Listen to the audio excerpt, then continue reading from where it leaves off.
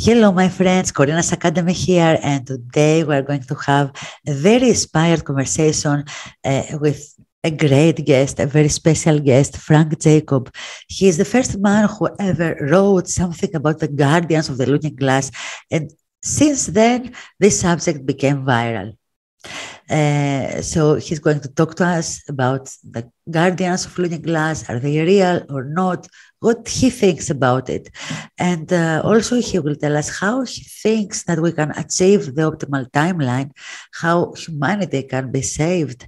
And also, at the end of the interview, he explains how he will make a webinar. I'm really looking forward for that. And you can have his email address and contact him if you want to join his webinar. So let's go for it. Let's see Frank Jacob.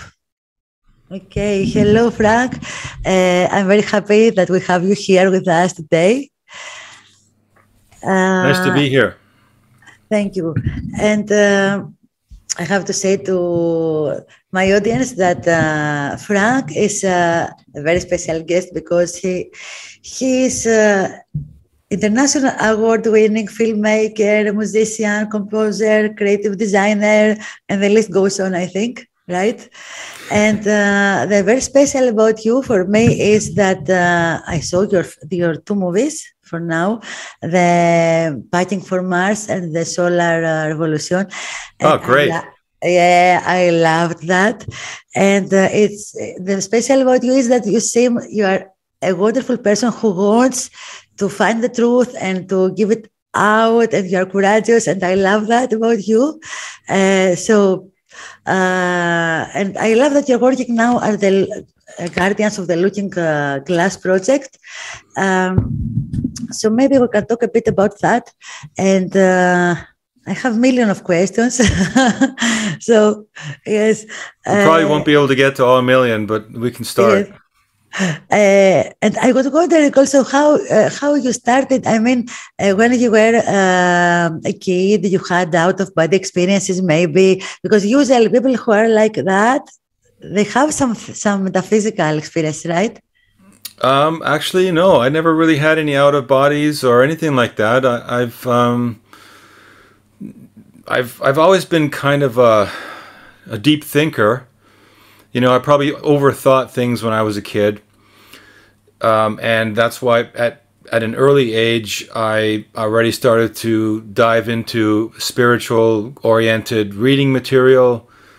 Of course, back then, there weren't really any cool movies out. That's all still, you know, that was not happening back then. But there were great books out and music, of course, you know. So for me, you know, that music was sort of the love of my life and arts. And I knew that I also liked filmmaking because I took a course in high school on how to make films.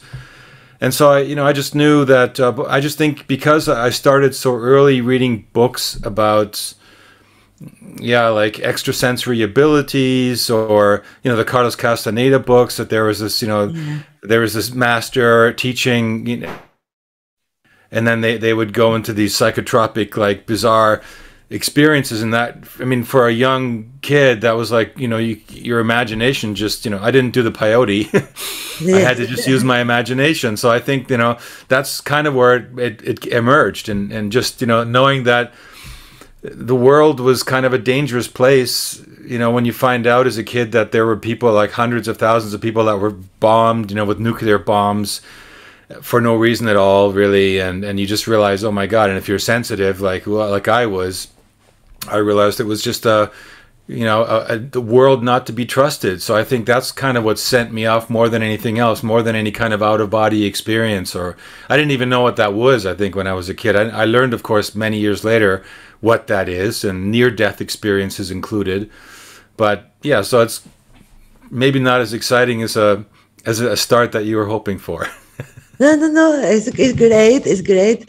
And maybe you had that experience, but you didn't know that it is that, because I think a lot of kids have it, but they don't know what it is, so yeah. I got kicked in the head really hard once when I was, I think, 14 years old, and I had birds, chirping and stuff like that, so who knows, maybe that was part of it. Just like in the cartoons when that happens, that You hear you see the stars whirling around, and you hear the birds chirping, and it was like just like that. Yeah. Okay. So, Frank, what is the difference of the machine of the looking glass and the difference of chronovisor? Is the same thing, or they are two different machines? Because I know the chronovisor has been made in Vatican, right? But usually people talk about, when they talk about the looking glass, they talk about the chronovisor. So there is a difference. There are different machines. Yes, they're totally different technology. The chronovisor is a man-made technology, and it was invented by by Pellegrino Ornetti, who was in the Vatican. He was a physicist in the Vatican, also a priest, and he developed it many, many years before the looking glass ever came into possession of the the United States. So at that point, there was no looking glass. There was just this inventor's concept of the way the chronovisor works is it is able to tune in remnant frequencies that are left over and stored in the magnetosphere that's around the planet. Like if you look at our Earth as a giant living organism, and the magnetosphere, which is our protection from all the cosmic elements from space that are hitting our planet, also acts as a kind of like hard drive. It stores all that resonant data that we as human beings project from our bodies. Okay. And his theory, Pellegrino Ornetti's theory, was that he should be able to pick up sounds that were left over. And he actually was so successful, he found that not only were sounds stored, there were also images, because images have a frequency too. Light has a frequency, and we're light reflectors. So he was able to, using his chronovisor, tune into, like a radio, tune into specific frequencies that displayed these events in time, in the past. And even in the future, apparently, on specific, if the energy was correct, and it had a lot to do with the right energy, because as far as I understood with his machine, not just anybody could operate the machine. You had to be kind of medium to a degree. You had mediumistic talents. You had to have a little bit of sensitivity, which he did. But using the machine, he was able to project into the room these events from the past, and they filmed them, including, the crucifixion of Christ, of course, and, because the Vatican wanted to know about the past. And once they had done this successfully, I think they shocked a lot of the people that were privy to the technology. And so the rumor has it that it disappeared. And later on, the Vatican denied that there was ever any such device. Although there were later also sort of interesting statements that were released by the Vatican years later that said if anyone were to ever play with this device, they would be excommunicated. So, it's funny how on the one hand they denied that the device existed, and on the other hand they said if you play with it, you're going to be excommunicated from the church, right? So strange contradiction there. Yes. But the book that was written about it from Francois Bruno, I think his name was, the foreword of that book was written by a German experimental physicist that we knew from working on a film that we did called Solar Revolution, Ernst Zinkowski, Professor Dr. Ernst Zinkowski. And so I learned most of the information from him about how it worked, but we also filmed a whistleblower for the film Packing for Mars that we did, who had participated in a version of the chronovisor many years later in the 70s. So apparently it didn't disappear. I mean, apparently it was real, and it may have disappeared, but it resurfaced in DARPA and was combined with other technology that Nikola Tesla had been working on, with teleportation and time travel as well, and re-emerged, there under Project Pegasus. And that's where I learned about it for the very first time. And then, when I was back in Germany, I found out that Ernst Zinkowski, who was in Solar Revolution, had actually written the foreword to the only book that is about the chronovisor. So that's why we went and interviewed him about it. Okay, yes. Now, the looking glass technology is technology which was some people believe extraterrestrial in nature. Anyway, it was given to the Sumerians in the Middle East, and it somehow found its way to Iraq. And it was a set of like sealed canisters or sealed scrolls, as you might call them, that had these instructions on how to build this device in them. And the apparently Saddam Hussein and Muammar Gaddafi had a working operating unit. And what's interesting about the looking glass technologies is, yeah, you can build it. It's like a device, but you have to use it only it can only work in specific locations. You can't just put it anywhere. It has to be in specific locations. And these locations are like little micro wormholes, like stargates, as they're called. So, and when it's pushed into proximity of one of these stargates and activated, then it projects a plasma field into the room, which becomes like a crystal ball, for lack of any better description, which then you can actually watch 3D holographic projections of future timelines in. And so it isn't something like you really tune in like the chronovisor. It is something more that you see these timelines and you watch. It's more passive. And the people who operated the device essentially figured out that it plays loops, like it plays a cycle. It goes for 7 days and plays everything right up until the year 2030. And then it starts over again, but it's from a different perspective. Same timeline, different perspective. So you end up with, it does this 144 times, and so you end up with 144 perspectives of a particular timeline.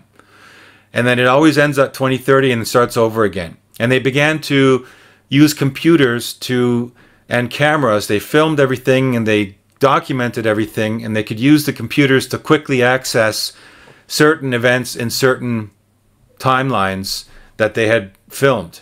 And then, of course, began playing with, well, what if, we go into that event and we put one of our agents in and we change it?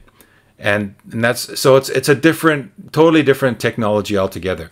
And some people believe it was brought from, like I said, from extraterrestrial sources, but it's hard to verify that, of course. Yes.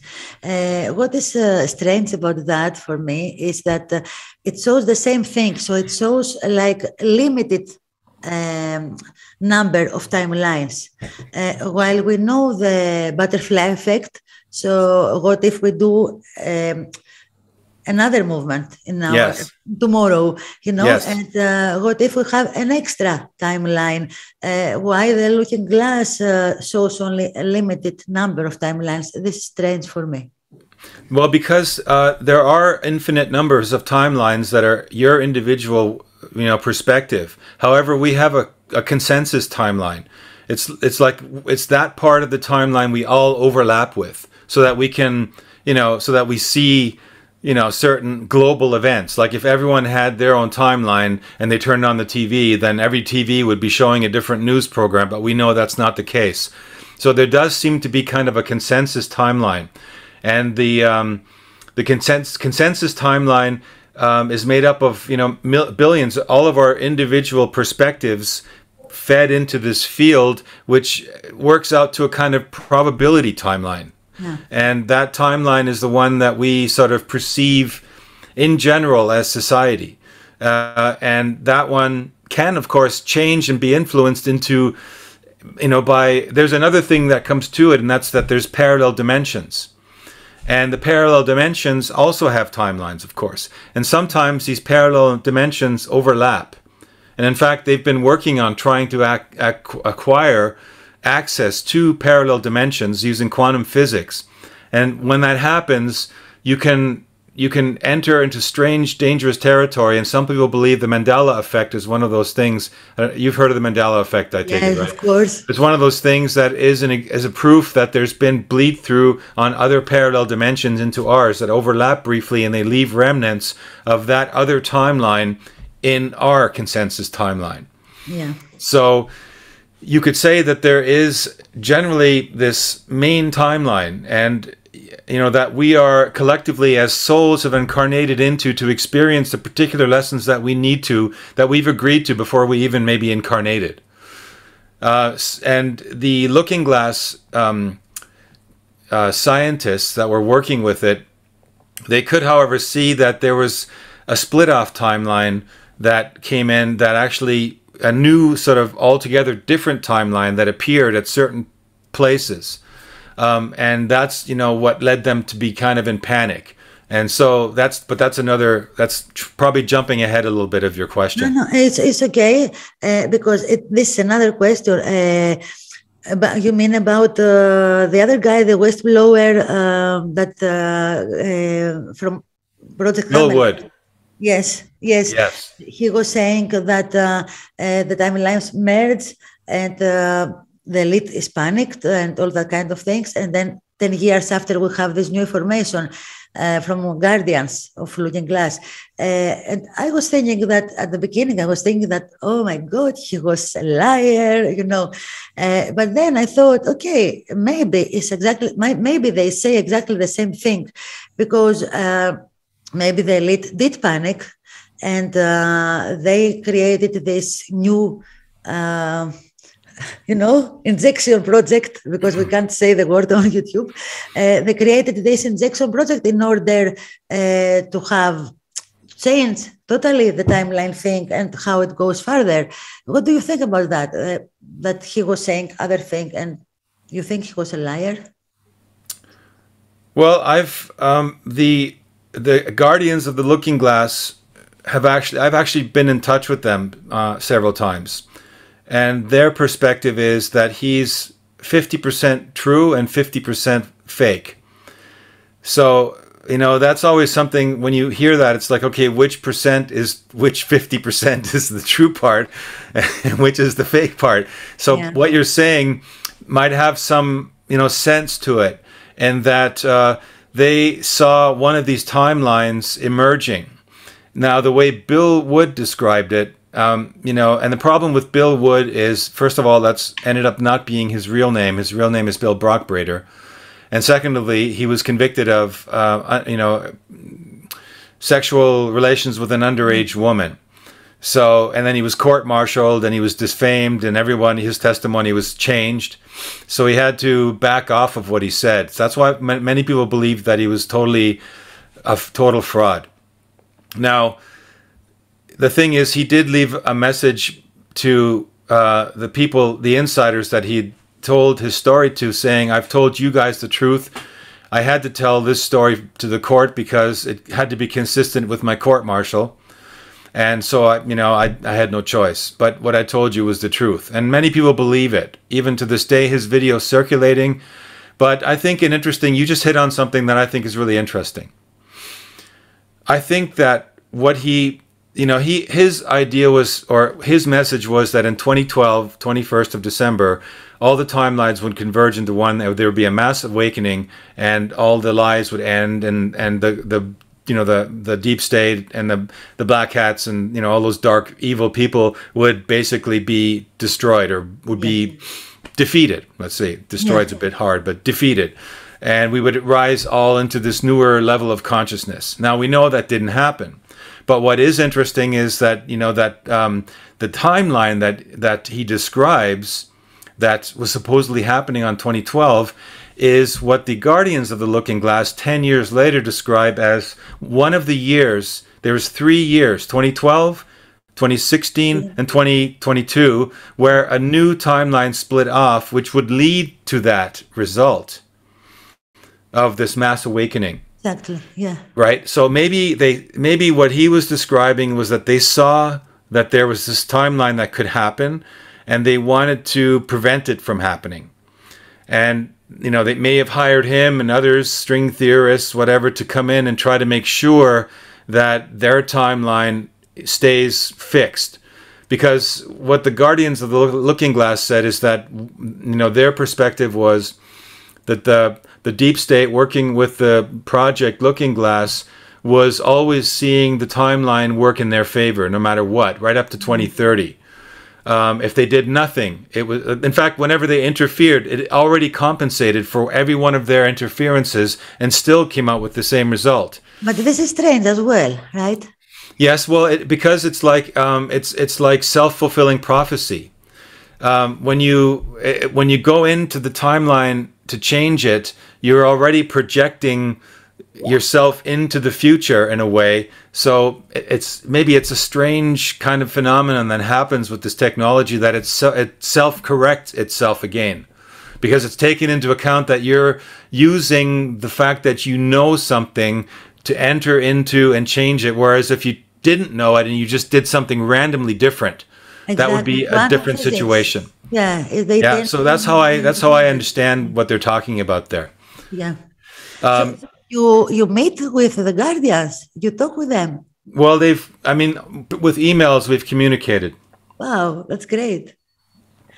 Yeah, and you feel it. Your gut feeling says that it's true. Well, I mean, the way I approach anything like this is, the first reaction I had was, I had these goosebumps, and I felt there was truth happening there. There was something true about it. Yeah. And then, of course, I jumped back, and my mind started thinking, no, that can't be. That's got to be some kind of a gag or some fraud or something. And, I was just going back and forth for days on, what to think of it. And ultimately, and I wrote them, I said, okay, here I am. I'm Frank Jacob. I make films. This is what I do. You can proof it. Here's my credentials. And I'd like to be involved if I can help, because I was thinking if it's true, then I'd like to obviously, bring it out and maybe help to change the timeline.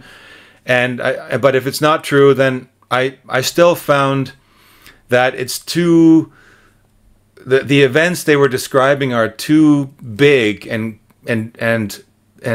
life-threatening, to just let it to ignore it, because I thought if I don't write about it and put it into a perspective of timelines, consciousness, higher awareness, then probably somebody else will, and turn it into this whole dark, horror scene, right? And, so that's why I decided to publish the story and put it out there. I didn't know anybody else that had published it. I was looking for the usual people that I know, that especially even the people that had broke the original Looking Glass story, but nobody was anywhere near it. So I figured, well, I'm going to do it. So I just put it out there. And, I just wanted to see where it goes. I didn't think, honestly, Korina, that it was going to turn into a big dialogue. There were 80 people on their YouTube channel when I first clicked on it, that had watched the videos. And, or 70 something. Sign. I think this is a sign, because, like you have a help from the divine, from the universe. You do a little movement and suddenly becomes something big. It seems like it is something there. Well, yeah, I mean, for me, what happened after I broke the story is far more interesting than the Guardians of the Looking Glass even, because it's erupted into this global, conversation. And you can literally, I'd have to say, that what I did and what my colleague and I in Germany, Dieter Burs, did, can literally take credit for having put it out there, because you could see the numbers of our interviews. The people that had watched our interviews, mine on Inspired and the one I did with him in Germany, and the numbers on their channel, on the Guardians of the Looking channel, were going up in the exact same increments. So it's clearly, as a result of people seeing me talk about it, they went to their site. And more people joined the conversation later, of course. Yeah, after a couple of weeks, it got out there, and then others started to trickle in with their 2 cents on what it was all about. Many people started coming in saying it's absolutely a psyops, and they started to push it into the dark side. And but we, going to your question, do I think it's real? I'm still, I'm not gonna make a decision on whether it's real or not. I'm watching it and I'm reporting. Like a good reporter or a good documentary filmmaker isn't there to make an opinion. He's there to report what is out there, and make it available for people to decide for themselves if it's real. Exactly. But I think the very fact that we're putting it out and talking about it, and that Dieter and then I also in the States, were able to frame it the way it's, more responsibly put, so that it's like, hey, people, there is this technology out there. There's others too, like the chronovisor, and there are such things as timelines, and there is one particular timeline right now in the world that's dominant and has the odds in its favor. And that's the one that I call the Transhumanist Timeline, and it's clearly evident all around us. And the other timeline that was described by Bill Wood or whoever, this Enlightenment timeline, there's very few people talking about it in a large way. I mean, I know small groups meditate and talk about, meditating and having a better world, but having a vision is what it requires. And the World Economic Forum has a vision of what it wants in the world. In fact, it has many visions, around Agenda 21.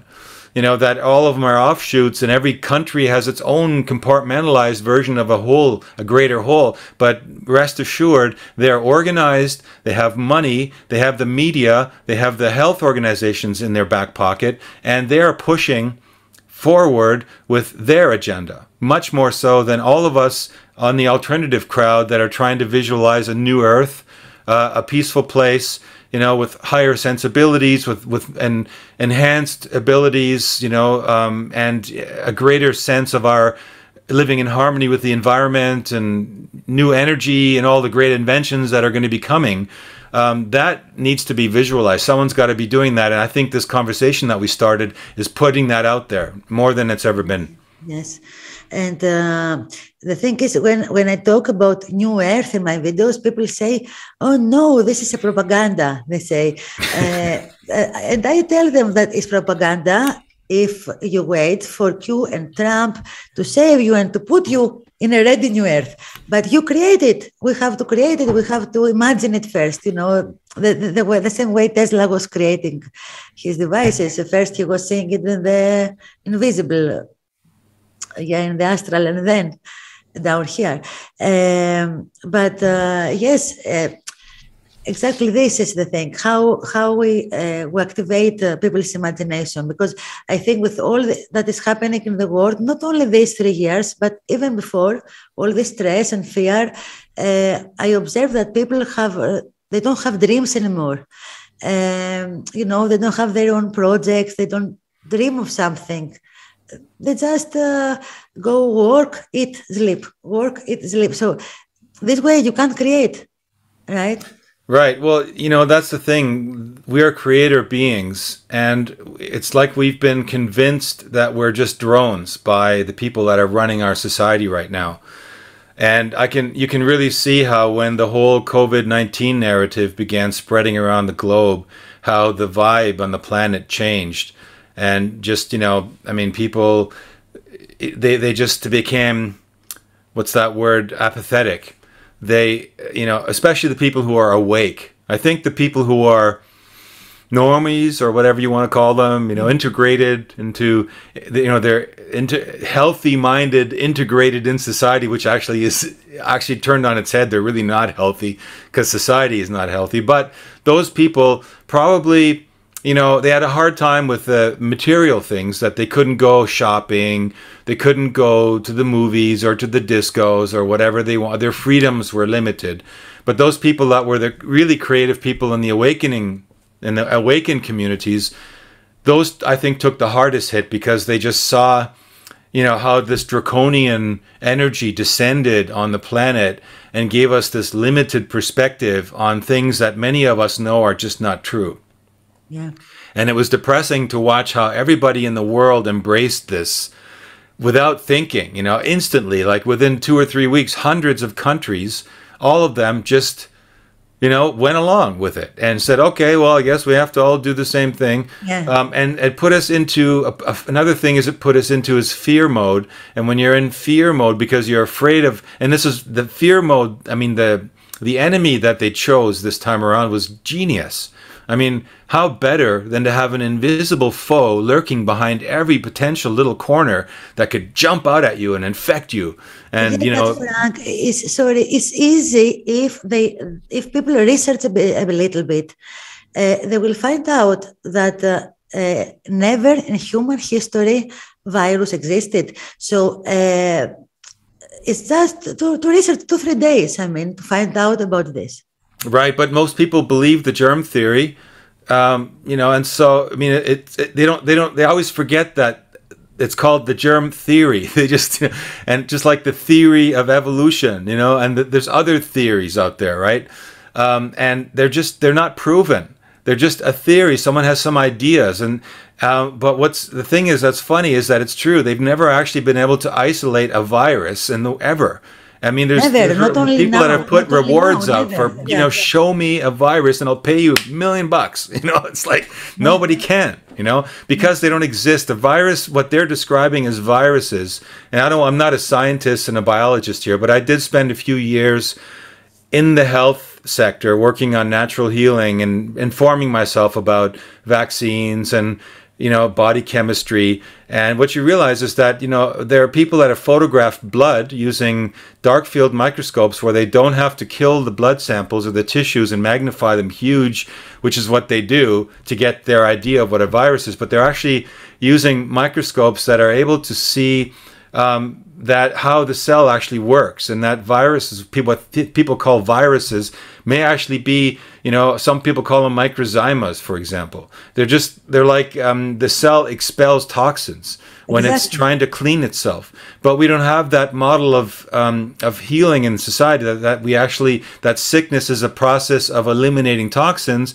We just think that sickness is something on the outside which has grabbed us and has attacked our body, and now we're in defensive mode, right? So we pump ourselves full of vitamins and whatever we can to prevent it, medicines.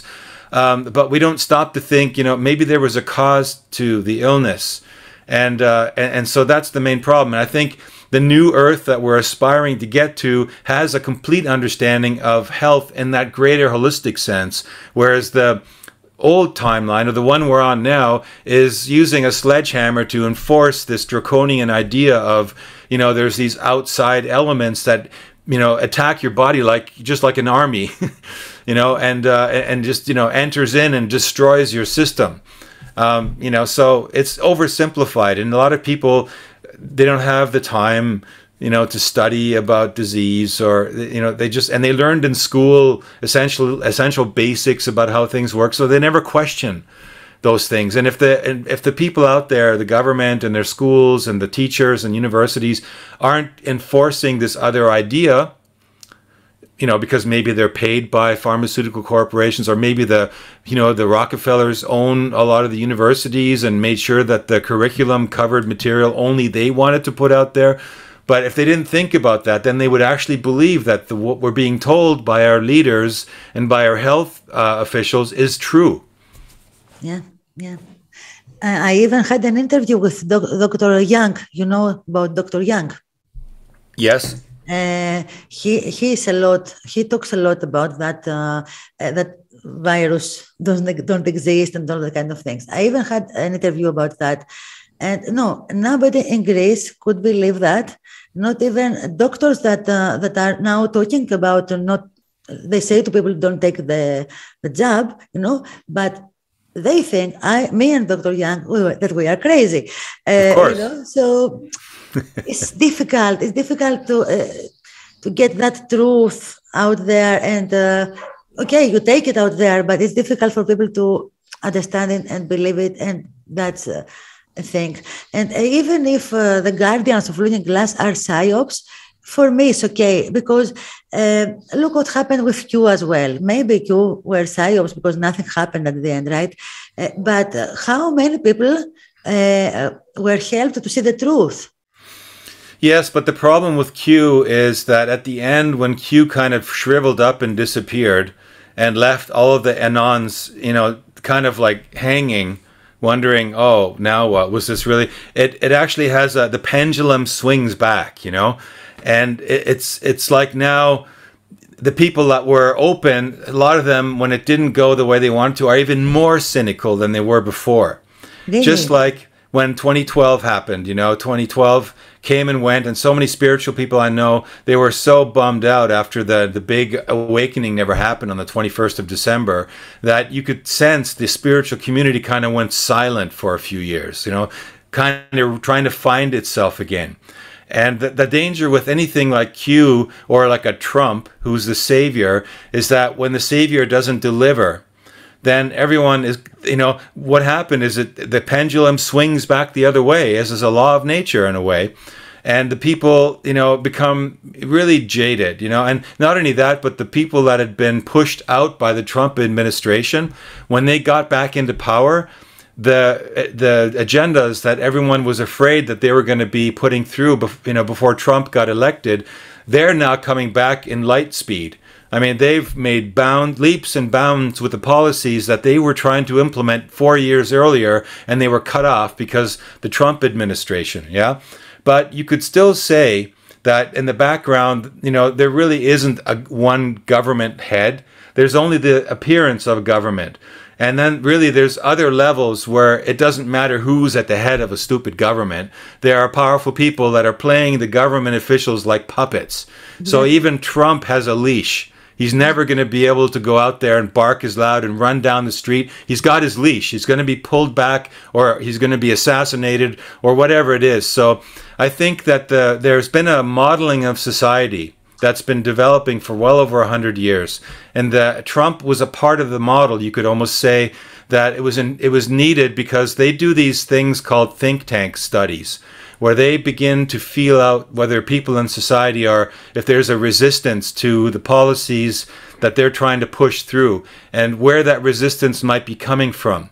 And when they sense there's a threshold where it's getting to the point where a critical mass of people might backfire on what they're doing, they will provide their own solution, you know. And I believe Trump, I mean, I know people are going to probably hate me for saying this, but Trump, you have to be open to the idea that Trump was also controlled opposition, that they put him in place because they knew if they didn't put a Trump in and satisfy these loud screaming voices saying, we want to change, it's unfair, you know, and then they would have had, like, it would have been probably some form of a revolution brewing, and it might have gotten really violent, and then it would have thrown all their plans off. You know, because if you take 250 or 300 million Americans and put guns in their hands and they start fighting it, even if you're a deep state, you can forget your plans. You know, they're going to go back in the drawers until the dust settles. But they don't want that. They still want to control it. They have their agenda, you know, and they know because they've worked with Looking Glass where it's going. And they know as long as they can tamp down any resistance, then they'll do it. You know, it's written right into the Art of War by Lao Tzu. It's, you know, if you want to beat the opposition, you be the opposition. Exactly. And so why wouldn't they put their own opposition? Just like they put people into the ufology field.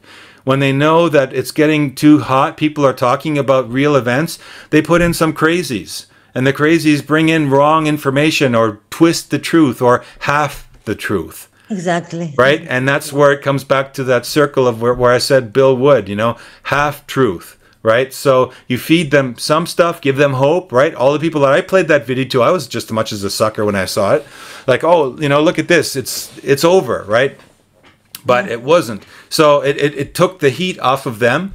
They could continue doing their thing. Everyone thought, hey, it's okay. We just got to sit back and eat the popcorn, and the world order is going to be disintegrated, and we're going to rise up to be these superhumans. There's even a TV show about it, you know, called Heroes, you know. So they give us our television shows, and they give us our popcorn and our sci-fi movies, and we live our fantasies into their steered version of reality. Hypnotized. Yes, exactly. Yes.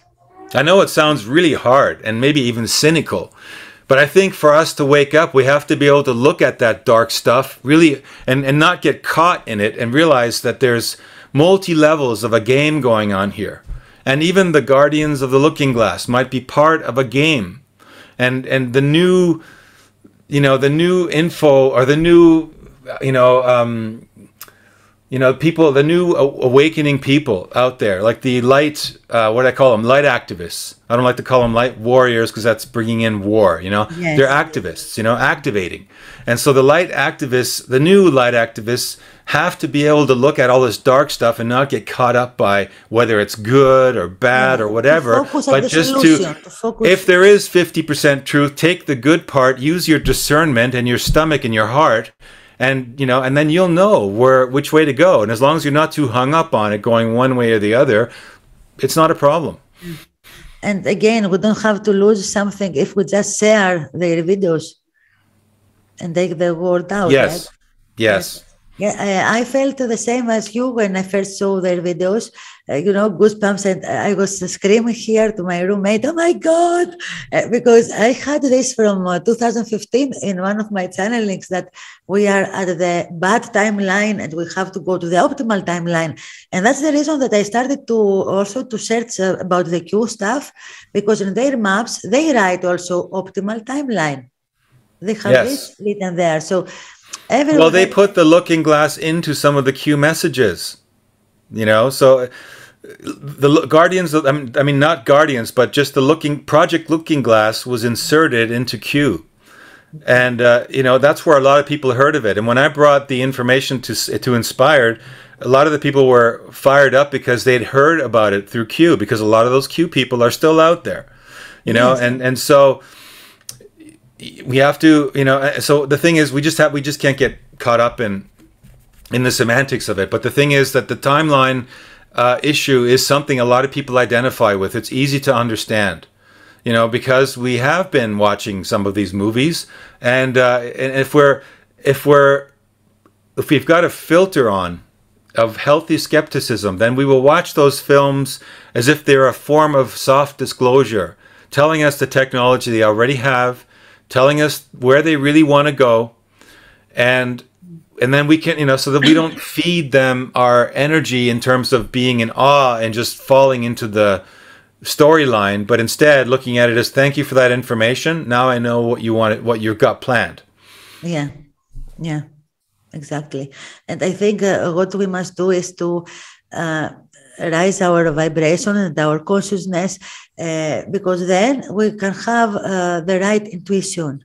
And when our intuition is our heart is at the right place, and intuition works for us, then we can realize if this is truth or not, and or to hear Trump, to go with Trump or not, and what to do after that.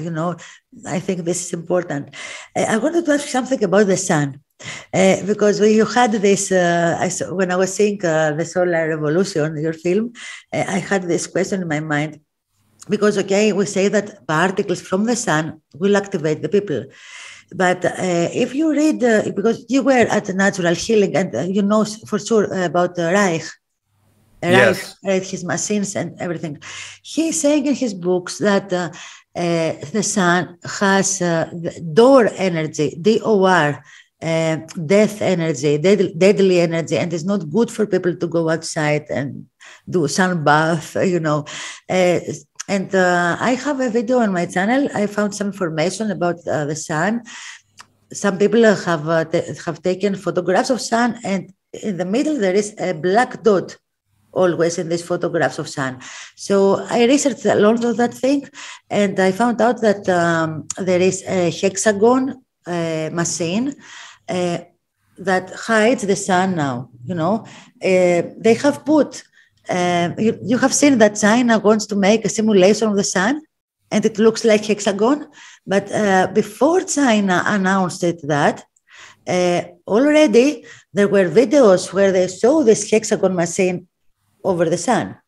So what do you think is going on with the sun and this machine? Maybe if you have heard about that. And what about this door energy that Raif was saying?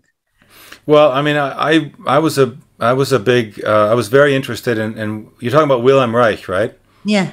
I was interested in his work, and then I came across some material that made me wonder if Reich is really legit anymore. So I'm not sure. I'm at this point, I'm not going to have an opinion about Reich. What I can say about this idea that we get energy from the sun, yes, the sun in a certain sense is like a being. It's like if we look at, it depends what your belief is. Do you believe that we're just, rocks and molecules and atoms and, consciousness is an accident? Or do you believe the universe in itself, as we're learning in quantum physics, is an actual is like a being in itself, and that the planets are actual beings, and the sun is like a celestial being which is giving us certain energies, certain cosmic energies which we need as human beings, particular to our solar system. But in solar revolution, we were talking about energy that wasn't coming necessarily from the sun. I mean, yes, there are particles coming from the sun, but what's happening is that we're getting particles and X-rays and gamma rays and frequencies coming at us from the center of our galaxy. So those are something that are independent of the sun, and those are actually affecting the sun itself, to the point where, in fact, all the planets in our whole solar system have gotten warmer. Like there's this global warming happening, but through the entire solar system.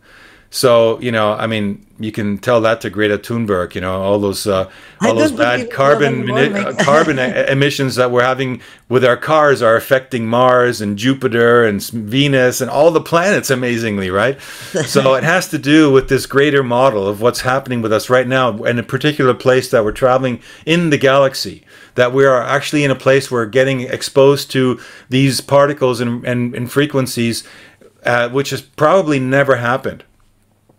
And these are informing us with information coming from that center of our galaxy.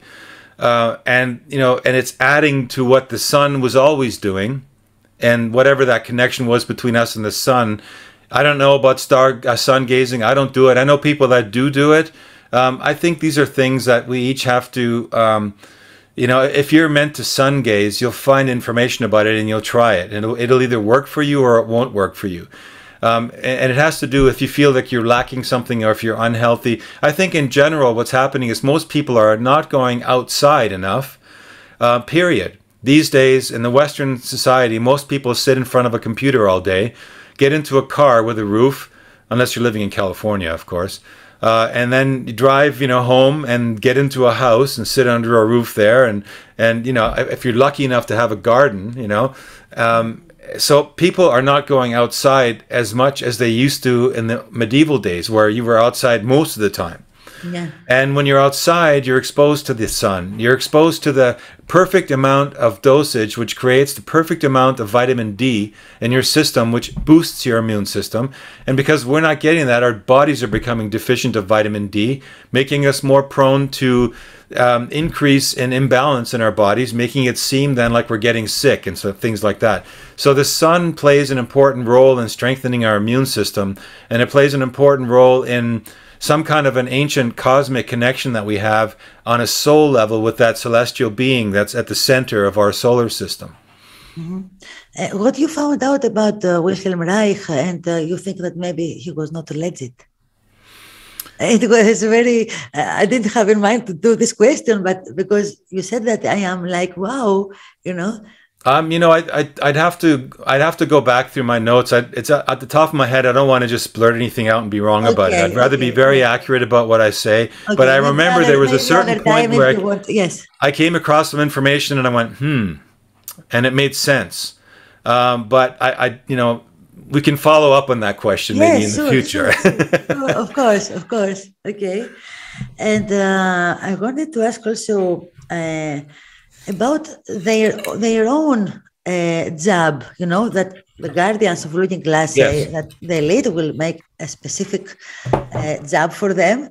Yes. Will help them to become even more of higher consciousness beings, But how a being of higher consciousness will be able to continue doing this kind of things?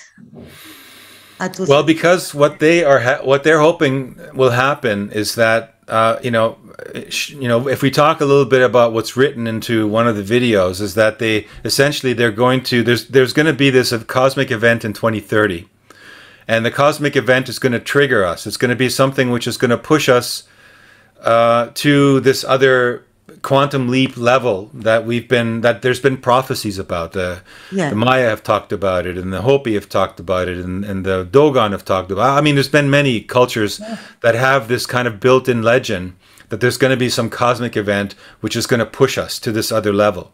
And before that happens, I think the people that are in charge of the looking glass technology, or they're trying to control the technology in their favor and not in our favor, they essentially want to, they know when this event happens that this will have this kind of enlightenment, and that it'll basically erase, in a way, it'll erase what was before. And they, want to just reach that place where all this other stuff out there is erased, including memory even, maybe. And they just come awake in this new dimension. Maybe even their karma. Right, karma, everything, right? Because karma is really only there because it's something there to teach you of something that it's there to teach you. I totally agree. Yes.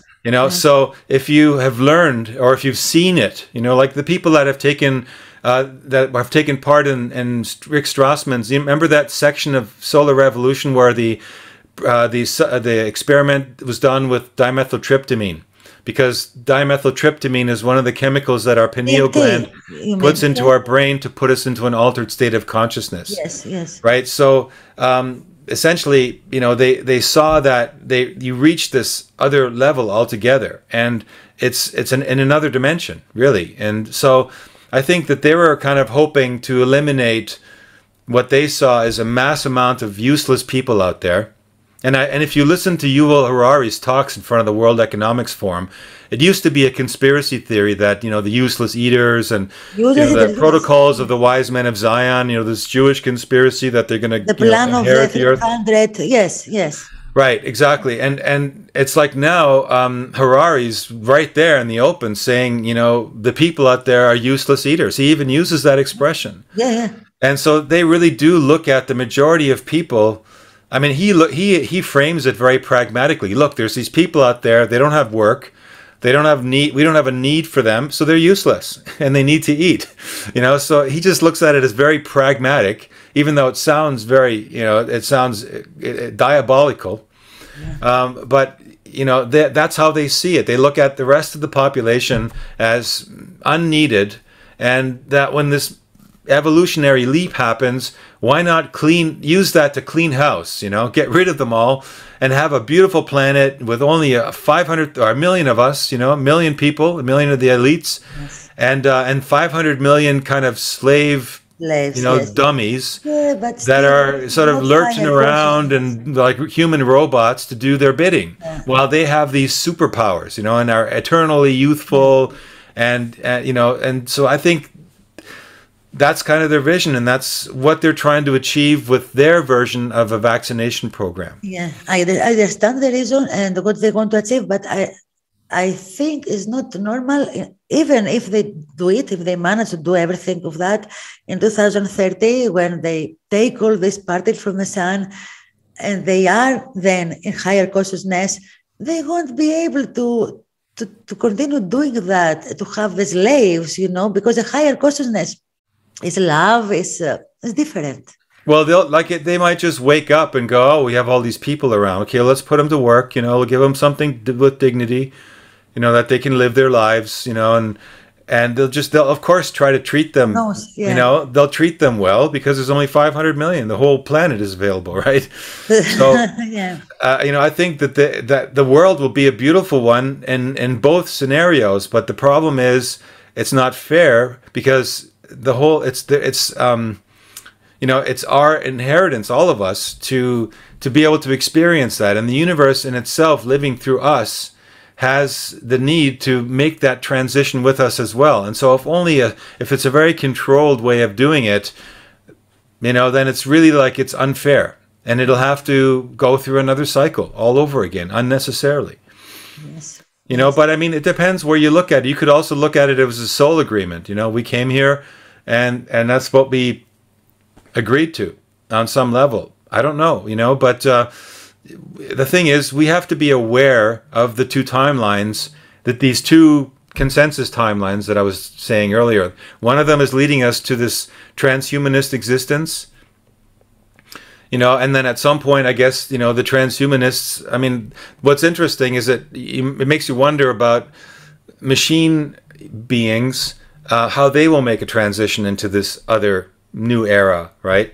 Are they going to be brought along on that level? Or are they just going to be relegated to being machines and or all destroyed, or is it just a safe, mechanism that certain people in the deep state or certain inventors like Kurzweil and Harari and these guys, they want to make sure that they're hedging their bets. If the thing doesn't happen in 2030, we want to be immortal, and if it does happen, we're going to be immortal. Yeah. But yes, I think in a way that machine beings can't be connected with the consciousness, maybe. So right. Yeah, and I heard you talking in a video about about some aliens, 45 and the other P-52s and P-45s. Yes, talk to us about that. In the 40s, the American and over America, there was a series of UFO crashes that started to happen, and they recovered the bodies and the pilots of these craft, and they recovered the craft. In some cases, they recovered working models, and that's how America got their hands on some very advanced technology. But what they had on their hands was kind of a problem, in that, you know, they had to decide whether or not to publish this information to the public or to keep it quiet. And they did a series of studies, and in 1960 they had something called the Brookings Report, and they decided that it would be too dangerous to release the information about the existence of extraterrestrials or other extraterrestrial life forms in the universe to the masses.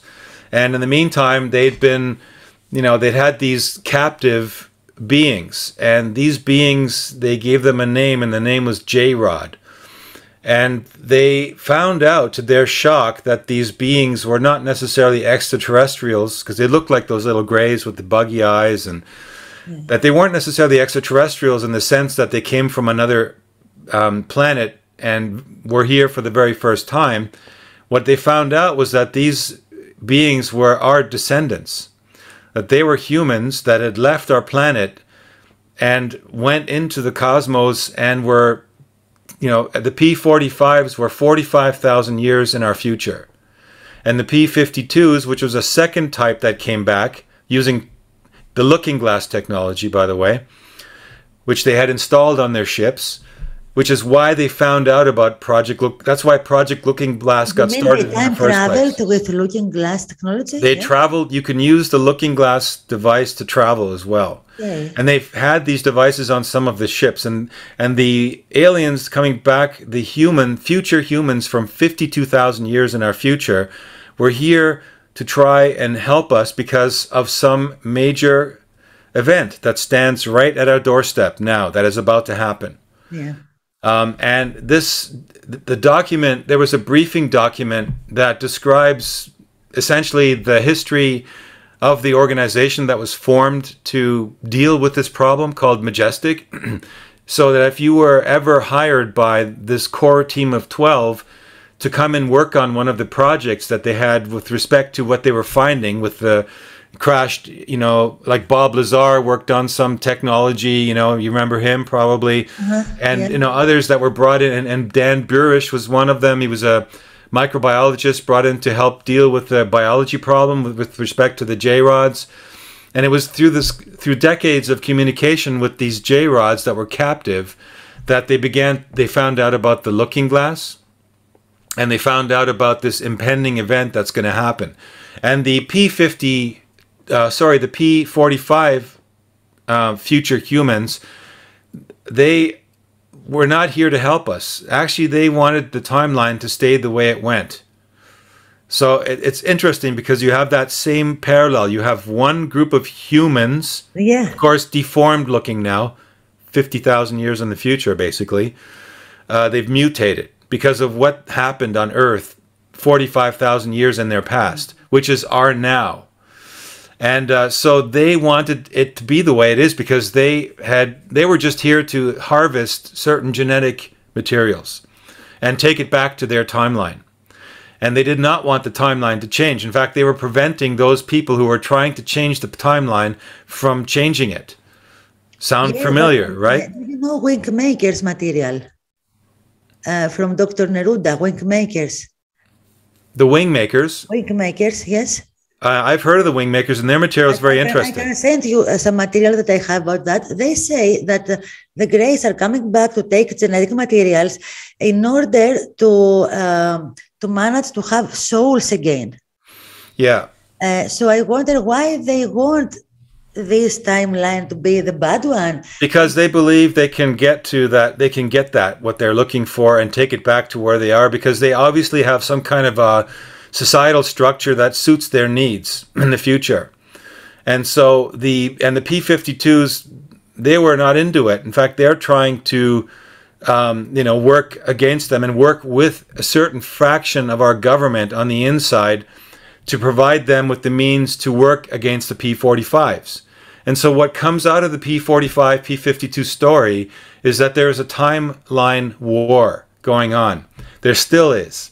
And what the Guardians of the Looking Glass are describing is nothing, for me, nothing other than exactly that same scenario framed 45,000 years in their past. Yeah. And they're here now, again, because they maybe saw that there was some threat to their timeline. It's like it's this very interesting, theme that keeps appearing again and again, that there's like a group that wants their timeline and another group that's trying to push for this organic timeline, this evolutionary timeline where it's, we just have this major evolution. And then if the event happens, whenever, if it's 2030 or even shortly thereafter, whatever, it doesn't matter. But when the event happens, we're prepared for it, and we've actually learned from the communication with these P-52s that if we raise our consciousness to a high enough level, even the cosmic events that hit us, if it's a micronova or a super flare, mega flare, is actually just going to pass us by. And it won't affect us on that same level. And so we will not be pushed back into the Stone Age and wiped out necessarily if we have this ability to make that conscious leap. Yes. Yes, I think this is all about this spiritual warfare, and we have to continue raising our consciousness. And this whole thing reminds me of Dolores Cannon. Everyone keeps mentioning Dolores Cannon. Yeah. Didn't she? But is that the one that just now stepped back and became totally born again Christian and renounces all of her work, or is that somebody else I'm mixing her up? Oh no, this is other one. The one that you say is still alive. Yes, it's other her name. But it's not Dolores Cannon. No, Dolores Cannon is dead, and Dolores Cannon is the one who was doing hypnosis to thousands of people, and that people started to say the same thing all over, that they came to help Earth for the shift, and I think that's how it started. Maybe to hear about New Earth, and I think Dolores Cannon with this hypnosis thing, thousands of people were saying that, and she was saying. Well, it's a great confirmation. I mean, I need to brush up on Dolores. Maybe I've actually read some of her stuff years ago, but I've read so much that some of the stuff I've already forgotten more than most people. I can send you something about that, yes, because she was talking about the volunteers, about 3 waves of volunteers that are coming on Earth. So it's not Barbara Marciniak. I've read her material. That's very interesting as well, because that's also talking about this time and awakening, a group of people that are here to awaken. Yeah, I think Barbara was the one who was channeling Pleiadians. Pleiadians. Yes. Yeah. But there was another lady who was very well known, who gave up with everything about all this kind of Marianne something, or I can't remember her name either right now. But doesn't matter anyway. It's not Dolores Cannon, so yeah, I know what you mean. Yes. Okay. So what about the codes that they have in their videos, the Guardians of the Looking Glass? Have you searched about that? What about the amulet and? Well, I have to be honest that I'm not a code cracker in that sense of a traditional, there are people that can figure out codes and text, they can mathematically work it out.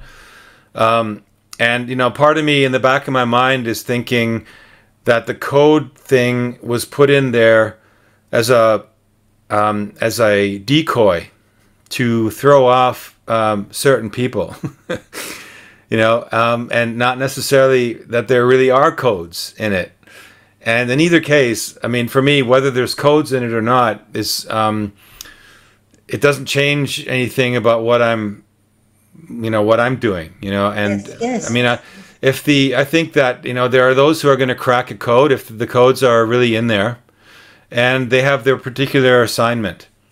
And then there's other people like myself that must have been, seen, as having a different role. that came in, and my role isn't necessarily to crack a code. You know, my role was to, you know, whatever, get it out there and start talking about what we're talking about, which led to us sitting here right now talking. Yes. Yeah. Yes. So I don't know about the codes. And the amulet's interesting too, because the amulet seems to be some kind of a device that has to be activated. Because if you read the text, it says they need to find this thing which has been lost for 300 years, and then it needs to be activated to counteract the effect of the CERN manipulation of the timelines. So, you know, but my resignation with respect to amulets is always that an amulet is always only going to be as powerful as the energy that we give it, because we are above all amulets and all material things. We're creator beings that, you know, an amulet will only be powerful if we've given it the power. I totally agree. I totally agree. Yes, yes. So it may be dangerous to put invest any interest in giving an amulet power. It's like, or if we don't find it, we're doomed. You know, because you're setting yourself up for it, right? So I would just say it's an interesting twist that the thing is taken in another direction. I'm not sure it's not a decoy. And I'm very curious to see what the next video is going to be, because we've really kind of pushed their game, as I say. Yes. You know, they're having to really, you know, there's now over hundreds of thousands of people that have watched those videos. So, and there are a lot of skeptics, you know, so they're now, they've entered another league, with the way this thing has exploded because of what I was doing and what Dieter was doing. Yes. I mean, whether it was going to happen anyway, I don't know, because obviously that's not a timeline that we're on. Because see, this timeline that we've created is one where, you know, we didn't know it was going to go this way. Like I told you, I only did the article because I thought it was an interesting story. I didn't think it was going to mushroom explode. But the fact that, and that's probably why we've changed the timeline. All of these people are tuned in together on these interviews and have started this dialogue. We actually actively changed the timeline.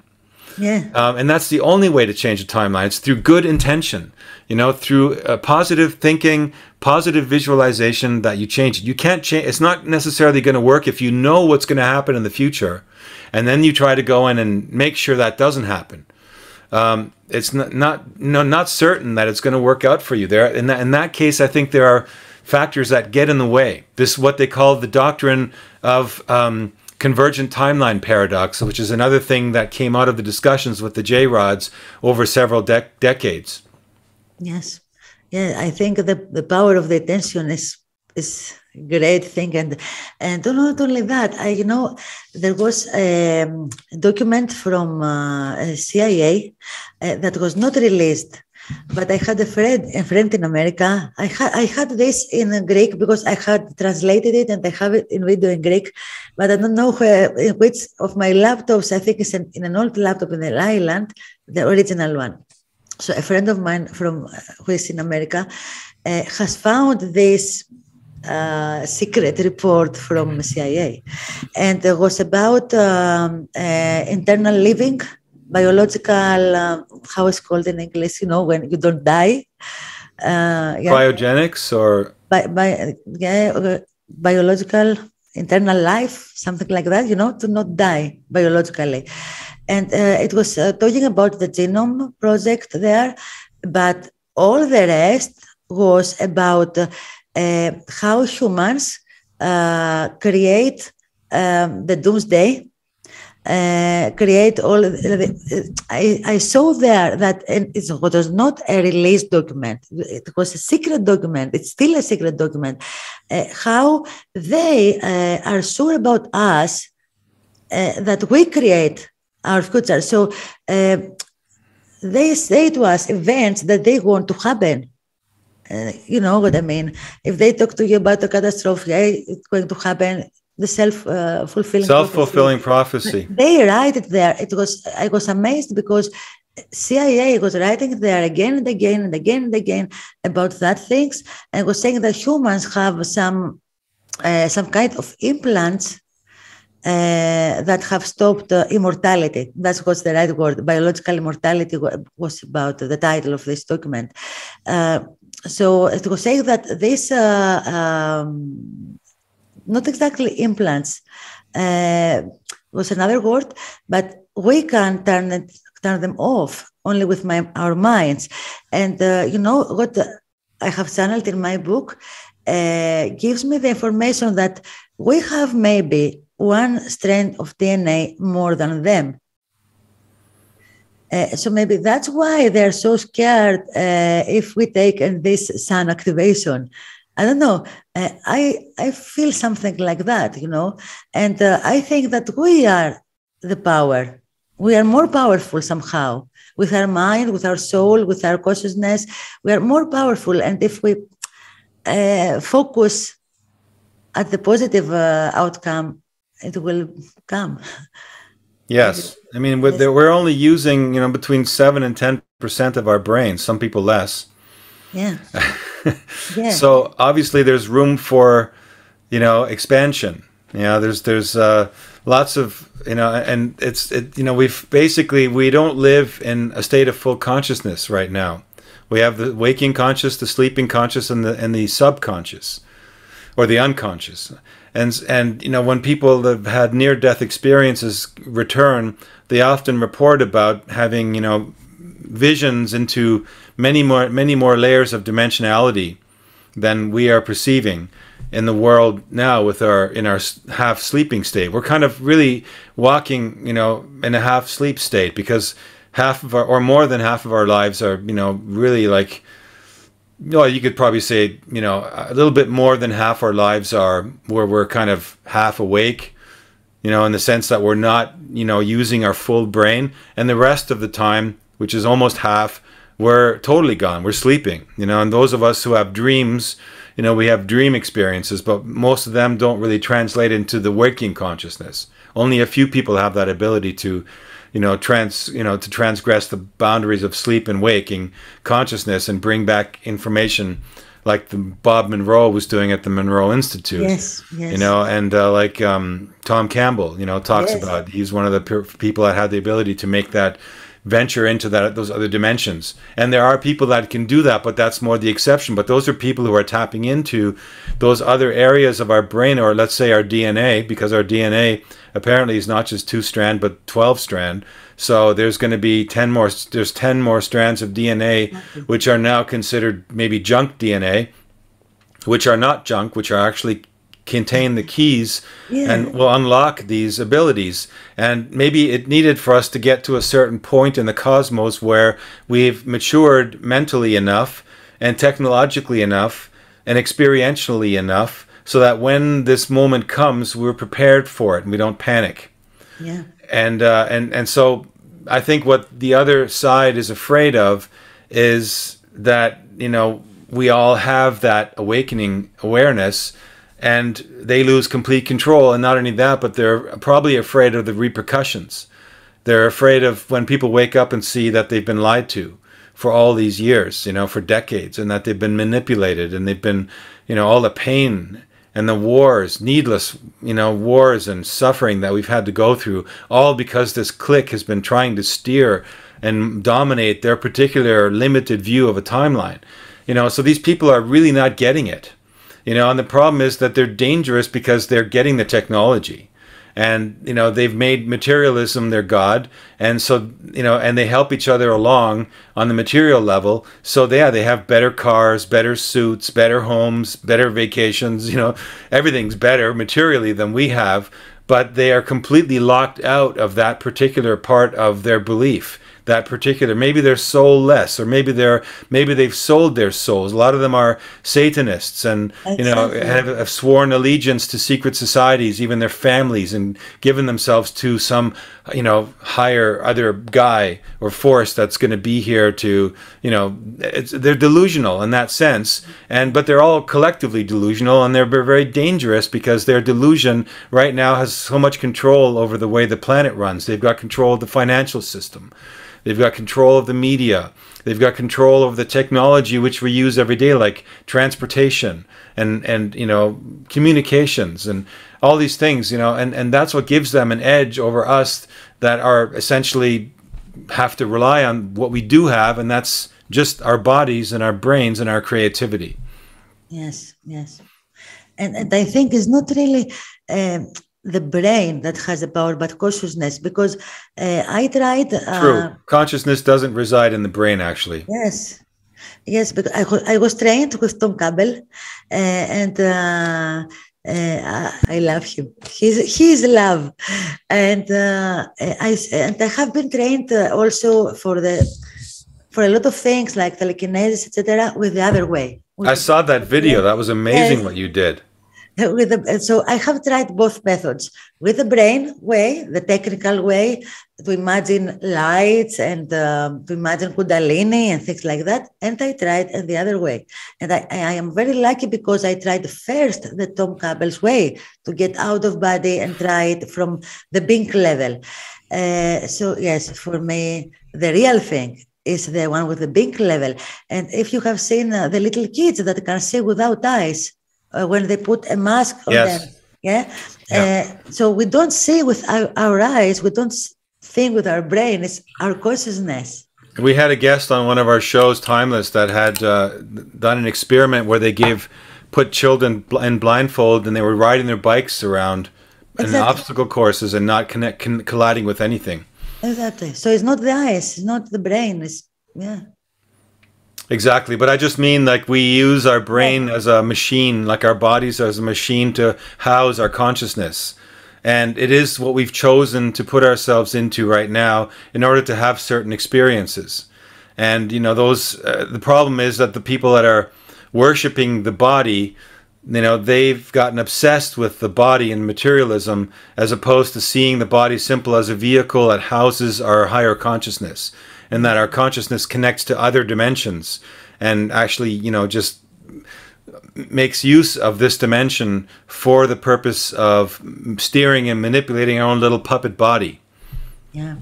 And maybe we have not chosen it, Frank, right? Maybe you will read my book, right? Because there it gives what they told me when I channeled it, that is the real story of Earth, of planet Earth. And it's not that it doesn't show that we have really chosen it. The book that writes itself, that one? Yes. Yeah, I've got it, and thank you so much for sending it. I've been so bogged down because I'm getting a webinar ready. Yeah. You know, I opened my mouth. Video. I see all your videos now. I watch all your videos. Yes. So yes, I'm going to be at the webinar, and so I'm finishing it. I've set up a whole platform. I've been so busy. It's just been working day and night. And when that's done and I'm finished, then I have to record the seminar. That's the next thing. I've been piecing together all the elements to it, but I have to kind of record it, and then I have to publish it. And then when it's done and everyone can explore it and experience it, then I have more time. And then I'm going to get into... So you don't know yet when the webinar will be? Yeah, I mean, my projected release date is May 20, but I haven't announced it yet. So I'm going to make an official announcement. But May 20. This is off the radar. I mean, that's my wish date. My wish date, but don't commit to it. You know, until you get it. I'm going to send everyone an email. That everyone has sent me emails that wants to take part, and I've got hundreds of emails, and I'm going to send them out. And I'll tell exactly when it's going to start and how you can... Okay, great. And if you want to say your webpage for my audience... So... Yeah, you can go to the best page right now is frankjacob.com. And there you can, with, you know, Frank with a K and Jacob with a C. I will write it here. And you can send, there's a contact form at the bottom of that page. You can send me a message if you want to partake in the seminar, and then I will add you to my mailing list. And then you'll get the message from me in a few days. And yeah, that's probably the best place to start. Okay. If you want to see our films, you would go to screenaddiction.com. You can put that link too. I saw it from your webpage. From the webpage. You got to it from the webpage? Yeah, because I did put links there too, because people were asking. Amazon was not working for Greek people. Yeah.